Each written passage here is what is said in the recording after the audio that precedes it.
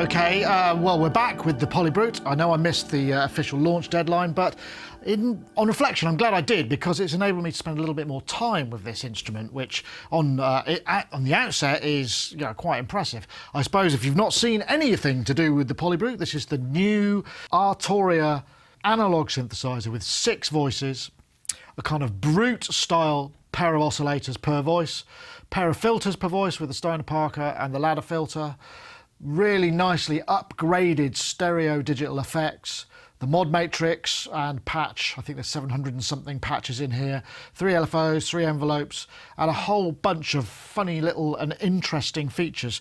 The first of which is got to be this Morphee, which is essentially, it's an XY pad pressed down for Z as well. So Z plus X and Y. This bit's capacitive, you know, that's your linear travel, but you can move this around to give you 3 axis of modulation from this. And this is actually linked to the superpower, I suppose, that this synthesizer has, which is the morphing. The morphing is the ability to, well, I'll show you. This is called A and B trip. Now, what we have is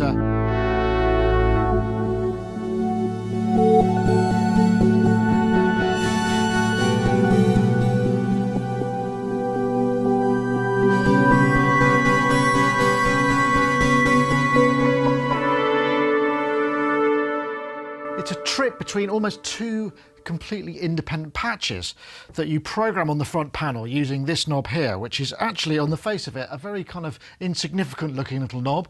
It's morph between A and B.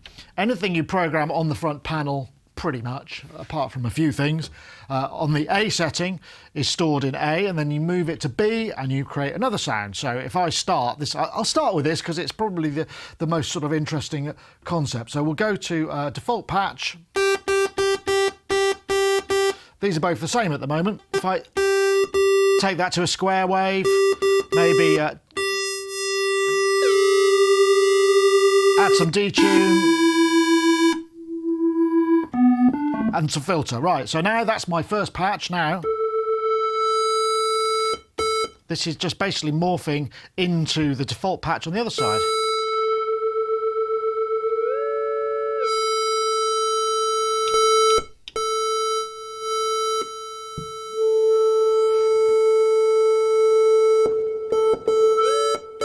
So that's my first patch, my second patch. So the concept itself is quite interesting. And you may think, oh, is it really morphing or is it crossfading? It's actually properly morphing. And as Luke Pop did in his video, there's an editor that comes with it, which is the PolyBrute control, and it gives you all of the knobs will move, which, as Mylar Melodies pointed out, because everybody got their reviews out first of me, is quite a feat of engineering. Analog, this is in analog, remember, because this is an analog synthesizer until you get to the effects. Obviously, digital control, yes, but it's digitally controlled analog rather than digitally controlled digital. Well, there's a difference. So let's start with some of the basics. Now, at the heart of this, we've got a pair of Brute oscillators, and these are great sounding, and they really, you know, in some ways, they're almost too cool for poly work because they sound so good as a mono. In fact, if I play this sound here, I think I've got in this bank anyway, trip Sweet Spot. This Sweet Spot bass, I played it a little bit in my kind of brief overview video. The bass on this is astounding.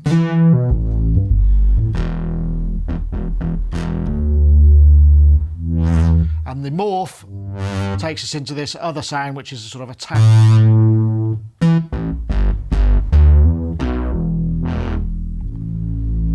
Now, I don't know if you can hear that, but various things on shelves were rattling here, and there is a ton of low end on this. I mean, you know, make no mistake. So starting with the oscillators, we've got 2 Brute style oscillators, quite interesting in the way that basically you've got these 2 crossfades between the 2 potential waves. So we start with with a square. If I throw the screen up, see there's a nice solid fundamental there, and I can do a bit of pulse width modulation. So now if I move it to the other side, obviously we're starting to get some of what's here. So we get a crossfade between there. We'll go straight over and we'll go to sawtooth. And again,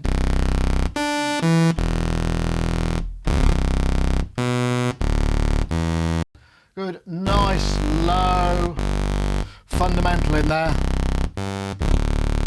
And then we swing it round to the triangle wave. Again, that fundamental is right down there. I mean, basically, these waves sound really tasty. There's plenty of oof to them. But there's more. We've obviously got a bit of brute action, so we can, as they say in the trade, wave the classic brute wave folder, the hairy triangle. And we can set in the settings that if we want to affect all of the waves on this, it's absolutely fine. Second oscillator, much the same, except we've got this sub, which is monster.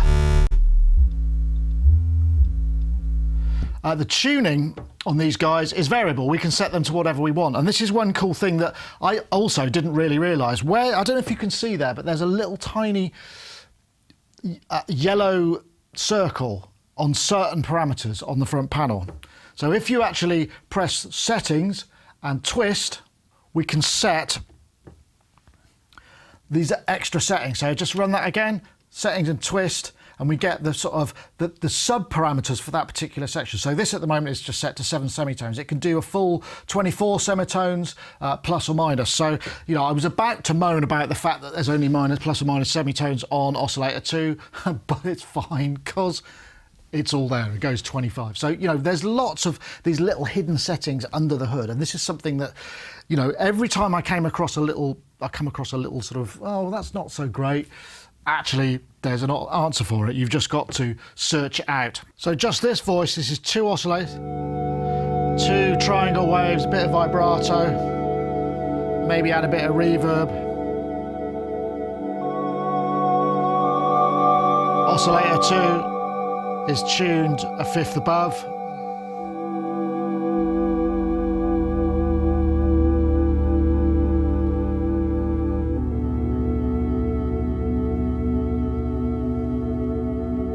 Just delightful. One other thing to mention, we've also got a noise level, separate noise source, which starts, I believe, at pink and has a variable noise colour. I think it goes from white up through, I think it's sort of lilac or some other capabilities. Nice to be able to change the flavour of the noise without actually having to use the filter. Nice little touch, that. In the mixer, we can route to either or filter, and we've got a little bit of gain staging on the mixer output, which is quite important when it comes down to the filter, which we'll now take a look at. Obviously, we've got the Steiner-Parker filter and the ladder filter. Currently, let's go to the Steiner-Parker. We'll do our good old sawtooth test.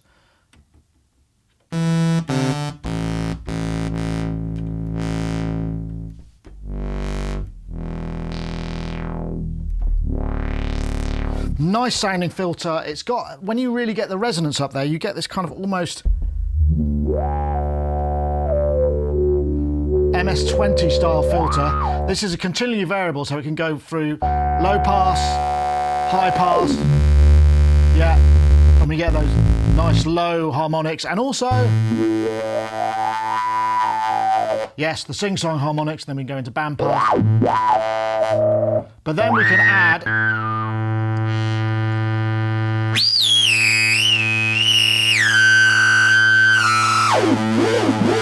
we've got all that kind of massive brute factor stuff. So, you know, I initially thought that there wasn't all that much brute factor, but once you crank the resonance into it, sorry if that burst your eardrums a little bit, you get that real scream if you want it. By the same token, if we go to the ladder filter, noticeably we've got level between the two. Let's just bring this down.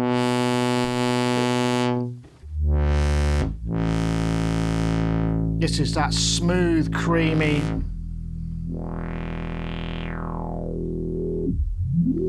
Moog style filter with some additional drive. And again, the amount of gain that goes into the filter kind of affects the characteristics. Another thing you'll notice is we don't get that dramatic bass roll off that you get on the kind of Moog classic Moog filter. They've got some bass compensation going on, undoubtedly, it seems to me. And of course, then we can run either filter in series or parallel, so effectively in series, if I was to get something kind of, let's run this to both, take that down. Oh, that's a bit vicious.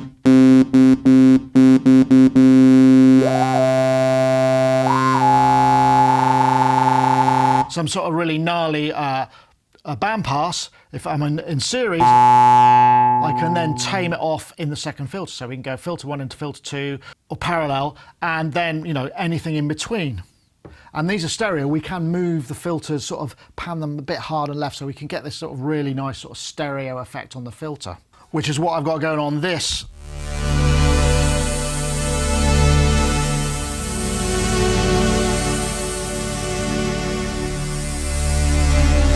But if we want more stereo, there's also this little knob here, which is the voice pan, which we can take from sort of central, or we can throw things far out wide. We'll just come to something a bit more straightforward. Throw that out wide.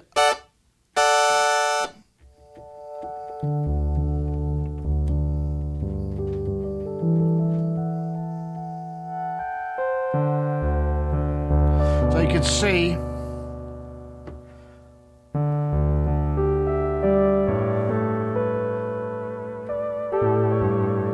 that knob there will just throw the voices out to give you that extra stereo width. Now, one thing I can't continually find myself just reaching for this sort of ambient noodle. There's only 6 voices, so quite often I might end up using the effects. And so if I take these patches here, some of these are really drenched in effects, because the effects are also very different to the MatrixBrute, which obviously is designed to be a monosynth. And we've got some really nice, we've got reverb, delay and modulation effects. So if I hit Alt, we can use some of these other nice algorithms that are in here. Soft flanges, particularly nice. You can't really get to any of the parameters. The intensity seems to be, you know, speed and depth and a number of things at the same time, but these effects sound really nice. We've got a BBD type delay, we've got a ping pong type delay. Then we've got reverbs, alt, plate, and some really, and a nice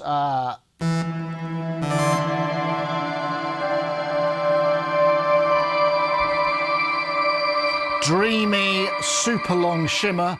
And it's very tempting to go there. I mean, there's no denying. But what that does is it sort of masks some of the other capabilities of the synthesizer. And it's really quite interesting when we get sort of creating patches. I mean, while I've been playing with this, I've just been writing patches left, right and center. A few more features. We covered the Morphee, but we've also got this ribbon here, which I guess has got some sort of capacitive touch thing underneath it. And it allows you to map certain things, well, anything in the mod matrix, how you wish. So if I, let me find some, if I've got some other patches here. So let's play this sound. This is basically using, what I've done here is I'm actually using this mod envelope here to trigger the VCA. And I'm using the ribbon to affect the decay portion, which means, because I've set the mod envelope to be looping. Let's play some, bring those effects in.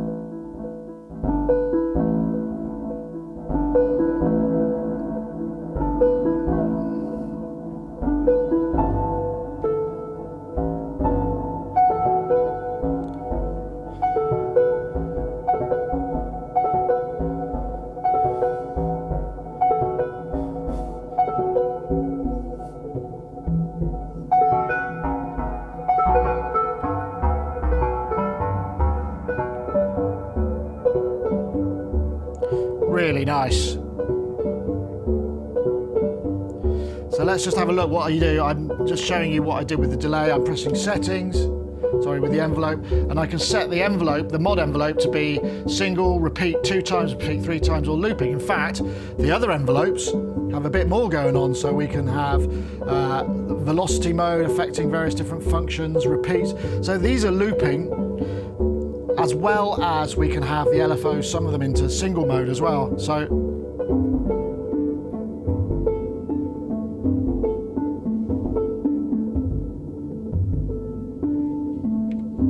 take all the effects off. Try and play some not bum notes, eh?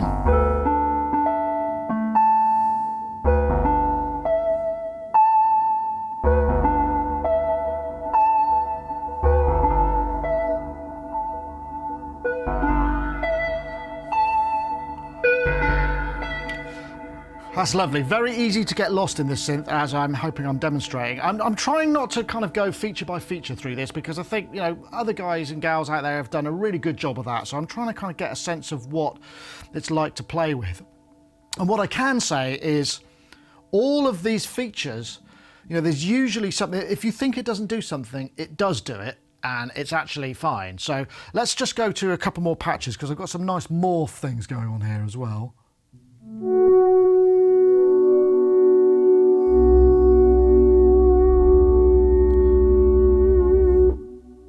So this is an interesting patch. If I go to the full over to the B side, I've got this sound.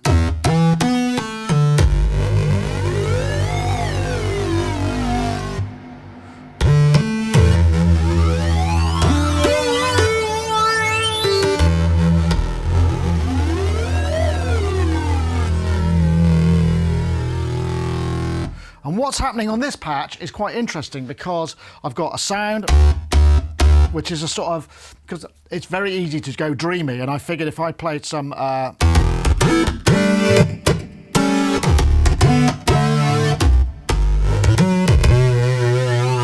I hold it down, and what's happening in the mod section, which we should probably take a look at now, is I've got basically the aftertouch going to the vibrato level, which is in slot 5, LFO3 going to reverb level, which is in single mode. So what's happening, I hold it down, and as the cycle comes, it turns up the reverb. So I'm playing sounds here, they're not going into the reverb, but when I hold it, but actually better if I go into mono, because it sounds quite interesting.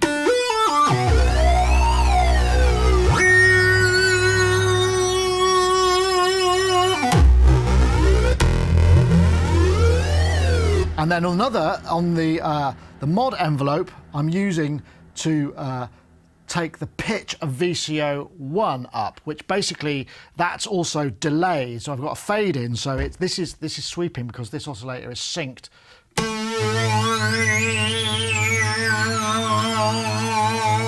And at the same time, it throws it into that massive reverb.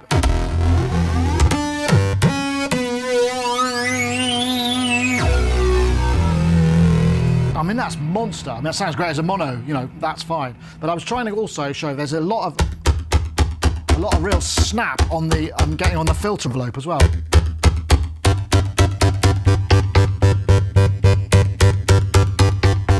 I mean, one thing obviously that we've got with this is if you're morphing, you can't see what each of the knobs is, but that's the case with any synthesizer that has kind of dual patch capability. And the thing that's cool about this is now I'm going to morph to my other sound, which is this one. I go back to Poly for that. So one of the things it can't morph is the mode. So this is more my traditional ambient noodling patch.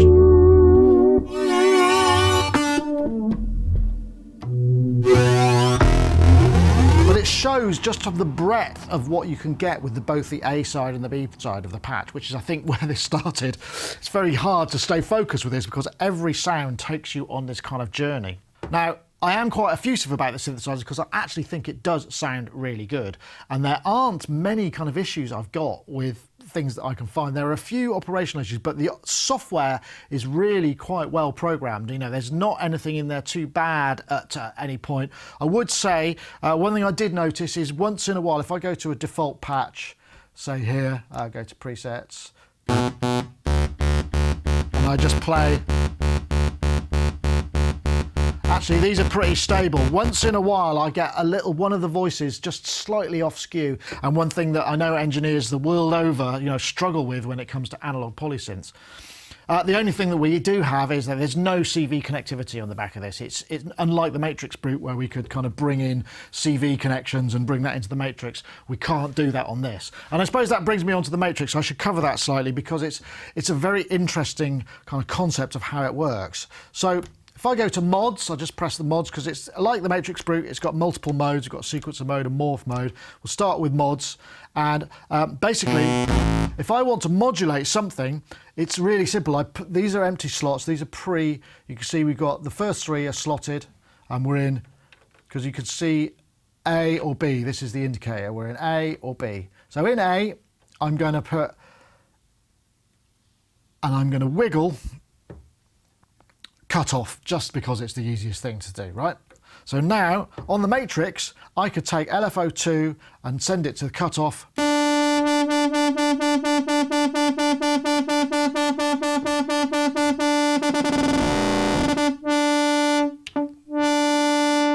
And it's really as simple that I can go positive and I can go negative. But if I wanted to say, for instance, affect the depth of that with something else, I could also do this. So what I'm going to do is I'm going to set in this slot here, number 5, I'm going to hit the amount of, if I close up there, E4. So now in slot 5, I can say, let's take the ribbon, or maybe aftertouch, because we've got aftertouch. So I'm going to put aftertouch here, and then it means that when I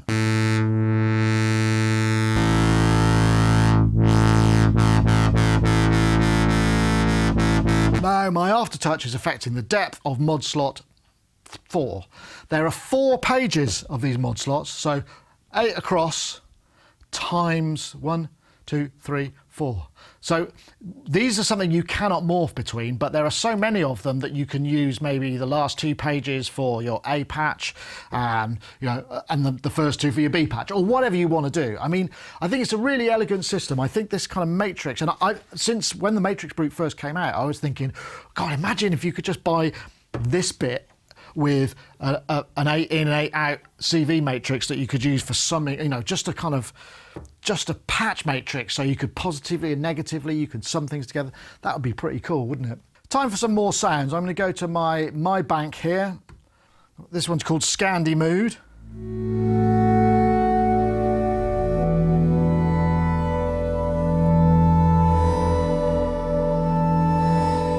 And I'm just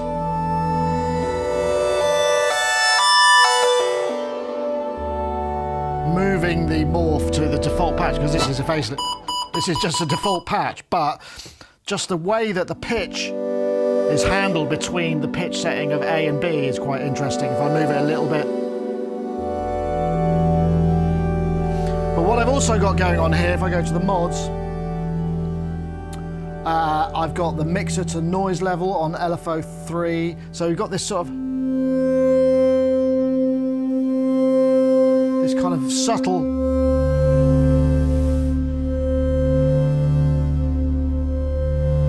it's just a single cycle.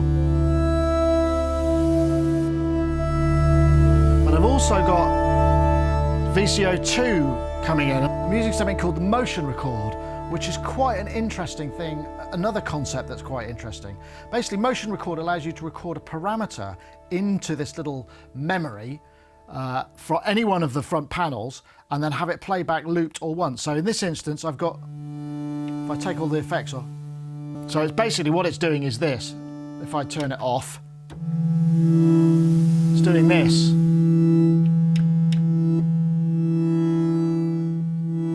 And it's quite an interesting idea. It's like a kind of parameter recorder, but it only takes 1 parameter at a time, but there's 1 per voice. So we can have different rates or different sort of cascading versions of that. Oh, it sounds better with the reverb on. And it's a really easy thing to use. So let's go to just a default patch here. Let's maybe, let's record some of this in. So what I'm going to do is I'm just going to hit record, I'm going to go into loop, I'm going to hit record arm, and then when I press any key, it should now play. So here, it's actually taken, it's not just a single movement, it's taken what I did there, and that will now play back as a loop. And it basically takes the motion record is some derivative of the master tempo. But let's say I was using oscillator sync instead on this, it might be a bit more interesting.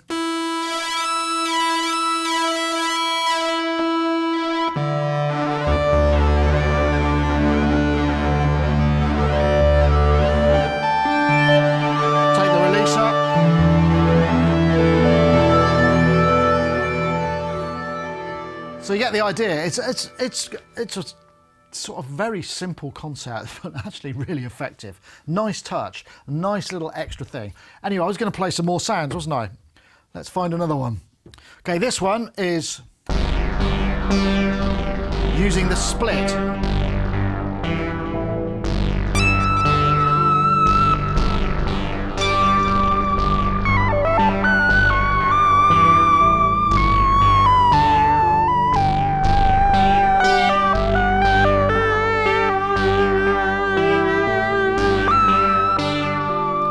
I've got a sequence in the left-hand side and this mono lead in the right-hand side.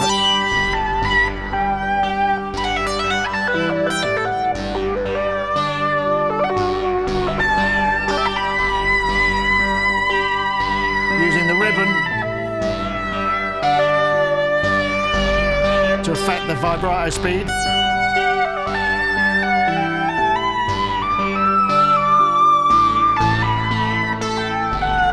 Right, I'll stop that. And this brings us on to this other concept, which is essentially we have this split and layer, and you set that up here, the timbrality, this dual timbrality. Again, if I press and hold settings, it gives us various different possibilities for the poly allocation, the polycycle, polyunison, polyreset, and the stealing and whatnot, because we've only got 6 voices. But basically, we can have a single layer, we can have a layer, or we can have a split. So this enables us basically to have 2 sounds, and they're governed by what's on the A and the B side. So if I go into poly mode and we go into layer, I'll turn the sequencer off.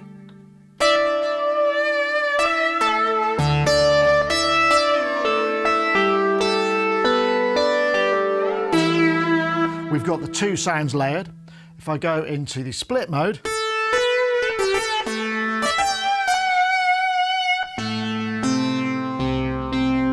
we've got the 2 sounds separate. They're not terribly distinct.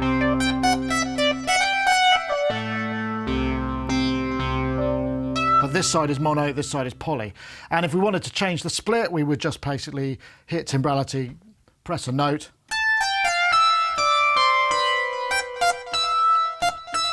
really easy to do, actually. The only thing that I found a little bit complicated was trying to figure out, because if I'm in split or layer mode and I maybe want one side to be sent to the effects more than the other, I couldn't quite figure out, because the behaviour of the A and B when you're in a split mode.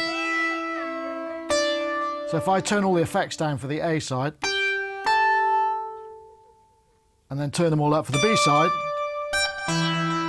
it's also happening on this side, so I don't quite know what's going on there. A few more things we should show in morph mode, because what we can do is we can have what we like in A, and we can edit A or B as we want. We can edit them both together. We can copy A to B. We can copy current to A. So, you know, if we've got a great sound in one thing, we want to move it to the other side and create a variation and have a morph travel between them, no problem at all. It's also possible, which again, I thank Mylar Melodies for this.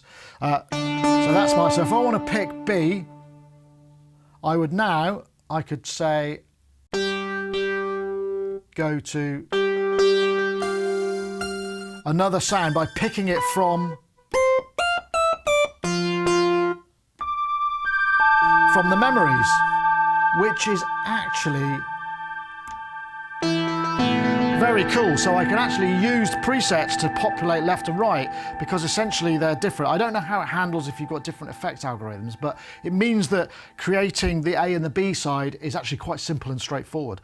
Playing those two via MIDI channels, we can separate the MIDI channels, that's all fine. So, you know, you can have it work multi-timbrally from the outside world as well. Right, so I'll do this once. I'm quite often asked, does it do jump? So I've got this patch here called not jump. You decide.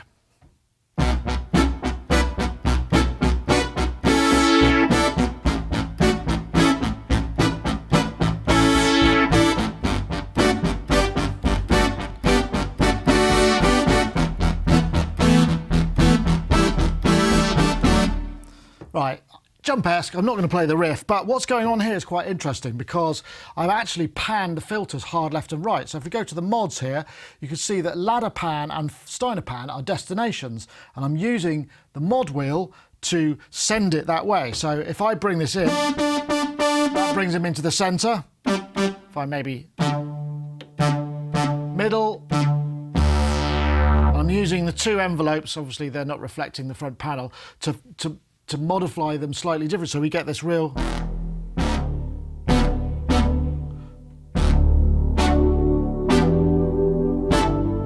stereo kind of vibe, and it's beefy, isn't it? I mean, it really does have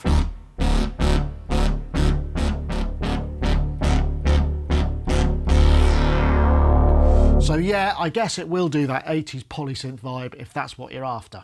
Ah yeah, this one is quite interesting. This is, I would use it for FM because we can set FM. We can have FM of oscillator 1 to oscillator 2.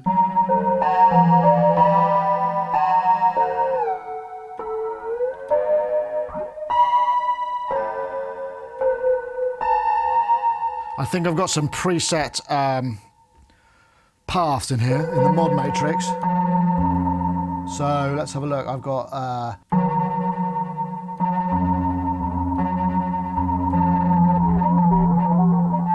yeah, I've got LFO1, which is in sample and hold mode, going to the pitch of VCO2, which is again on the FM. So I've got a bit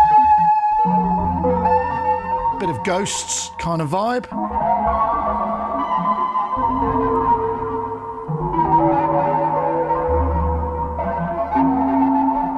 A bit too fast. So, you know, the FM capabilities also nice to have, so we can create that sort of sound. I can actually add some sync to that.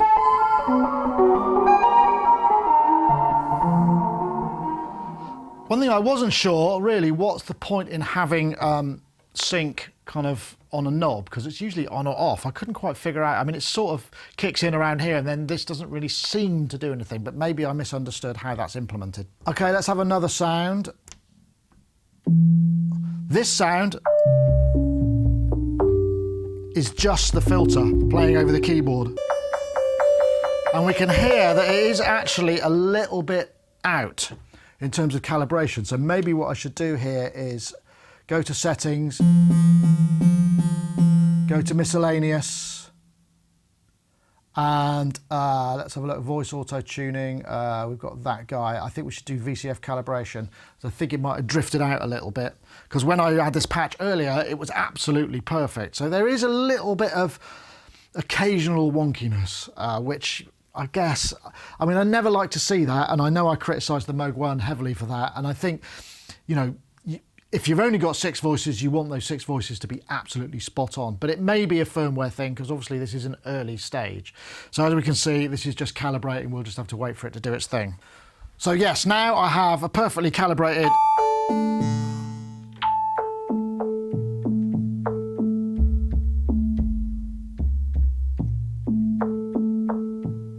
and it goes pretty good. So now I can bring in another VCO underneath this.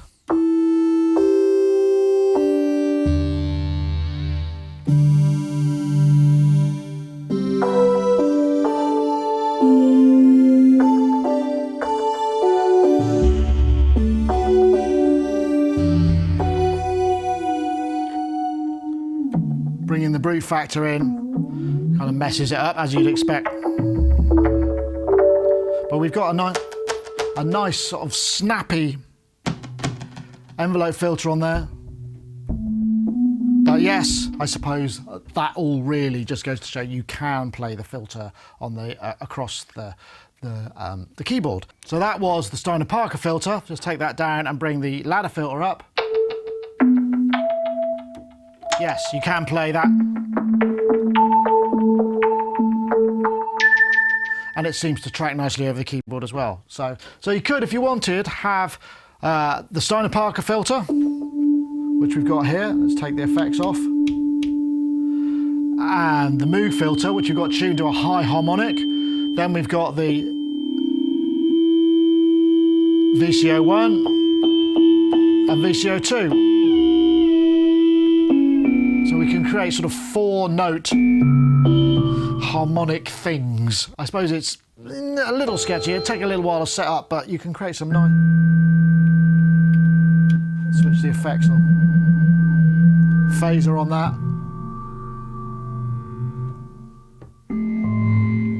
And again, it's very easy just to go.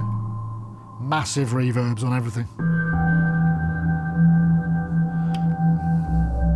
But don't they sound nice?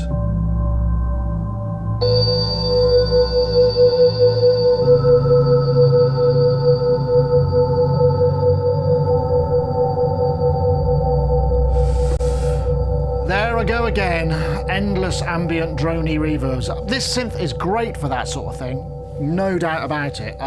But it does also do, you know, your more traditional stuff, as I hope I've demonstrated a little bit. Although it is quite an unusual sounding synth, you know, it has a real character to it. What I like is all this additional performance. A couple of other things, you know, obviously this is a 5-octave keyboard. We've got aftertouch, not poly aftertouch, just channel aftertouch. So it's a bit of a shame. Maybe nice to see some MPE in there if that comes along as a firmware update. I have no idea whether that's on the roadmap. I couldn't tell you. So we've also got a sequencer in the PolyBrute, up to 64 steps, polyphonic sequencer with automation lanes. It's really easy to set up. If we just switch sequence on, let's get the sequence lengths right. I'll go for 16 steps. In this case, we could go up to, actually we go up to 32 steps rather. We could go to 64, but that would take us into another page and make it a little bit cumbersome to show you what's going on. We've got a metronome, which is really useful, which means when I press record, I get a bars counting and I can start to play. So let's do that. 2, 3, 4.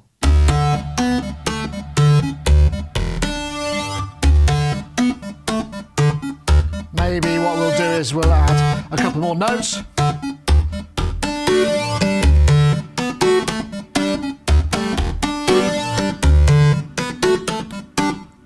Okay, that's all well and good, nice and easy. So now we'll come up and we'll turn the metronome off and we can now record some automation lanes. So we'll come back here, we'll hit go just over it.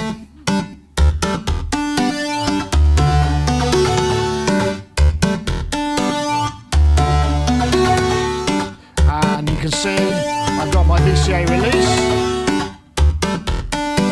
Let's try another one.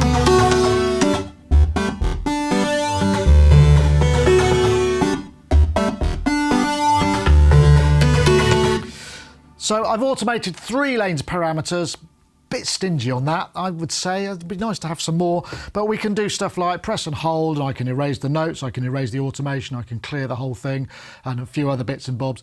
Neat one is erasing the notes means we can use this as a sequencer for just parameters only, which is always a bonus, I think. That's nice. A few other factors, obviously the lower octaves trigger and transpose the sequence, and the upper bit will play on top of it. If you want to change where the transpose things go, you press the multi-timbral button and hit another note, and then you end up with just these notes being the trigger points, and then you can play it all the way up the keyboard.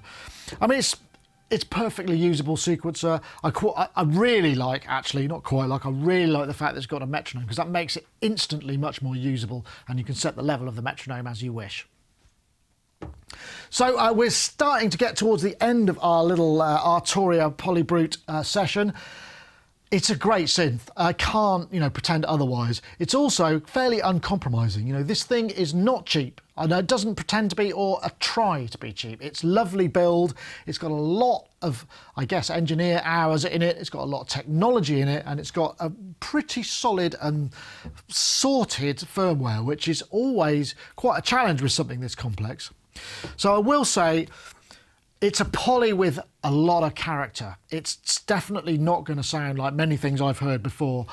It's also a very capable monosynth, so you get some of that matrix action in there. Okay, you don't get the CV connectivity that you would do, but if you're looking for something that maybe straddles both, and it's only, well, I say only 400 quid or so more than the MatrixBrute, but the PolyBrute is so much more. It goes from sublime pretty to screaming to kind of 80s, it runs the whole gamut. And I, for one, I really like the sound of it. I specifically like the fact that, which I don't think I mentioned, is that the effects, any of these parameters are also routable in the mod matrix. So, and in fact, pretty much everything on the front panel is available in the mod matrix, apart from, I don't know, I think the only thing we can't have, and I will check that if I go to 7, you can't change like the polyphony and timbrality things, some of the mode switching. But to be honest, there's so much here. I mean, it's an astonishing amount of stuff they've gone into it. And I think it's a great synth. And it's, again, like I felt with the MatrixBrute, it's like, well, does the world need another massive polysynth the same way it needs a new? I suppose not, but what a synth. It really is a great sounding synth, and it really, again, speaks to me. Hard to review because every time you touch it, off you go. So if you're looking for something which has really useful character, yes, it's expensive and you only get 6 voices, but like I say, what a synth. Anyway, that's it for this time. Thank you so much for watching. See you next time.